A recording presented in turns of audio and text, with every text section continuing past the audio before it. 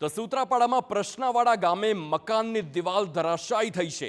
દિવાલ ધરાશાયી થતા વાહનોનો કચ્ચર ઘાણ નીકળી ગયો છે। સદનસીબે દિવાલ ધરાશાયી થતા હાલ કોઈ જાનહાનિ નથી, પરંતુ આ દિવાલ ધરાશાયી થતા અનેક વાહનોને પણ નુકસાન થયેલું જોવા મળી રહ્યું છે। સંવાદદાતા દિલીપ મોરી ફોન લાઈન પર। દિલીપ, આ જે દિવાલ ધરાશાયી થઈ છે અને અનેક વાહનો હોય તેને નુકસાન થઈ રહ્યું છે, હાલ શું પરિસ્થિતિ છે? સૌથી મોટો સવાલ એક છે કે જો એક દિવાલ ધરાશાયી થઈ હોય તો તે વિસ્તારની અનેક એવી દિવાલો હોઈ શકે છે કે જે એવી એટલી જ નબળી હોય। શું પરિસ્થિતિ એ વિસ્તારની? જી દિલીપ। ધરાશાયી થઈ છે જે સૂત્રાપાડાના પટનાવડા ગામે થઈ છે।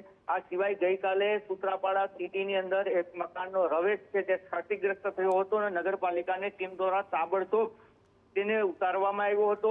અનેક જગ્યા ઉપર વૃક્ષો છે તે ધરાશાયી થયા છે, ચોટિંગ વૃક્ષો ધરાશાયી થયા છે। વાત કરીએ સૂત્રાપાડાની તો 20 ઇંચની આસપાસ વરસાદ છે તે છેલ્લા 24 થી 48 કલાકમાં પહોંચી ચૂક્યો છે, જેના કારણે સર્વત્ર ખેતરો છે તે બેટમાં ફેરવાયા છે, રોડ રસ્તા ઉપર પાણી ફરી વળ્યા છે। આ સિવાય વેરાવળની અંદર 15 થી 16 ઇંચ વરસાદ છે તે ફૂલ સિઝનનો નોંધાયો છે ને ત્યાં પણ આ જ પ્રકારની સ્થિતિ છે।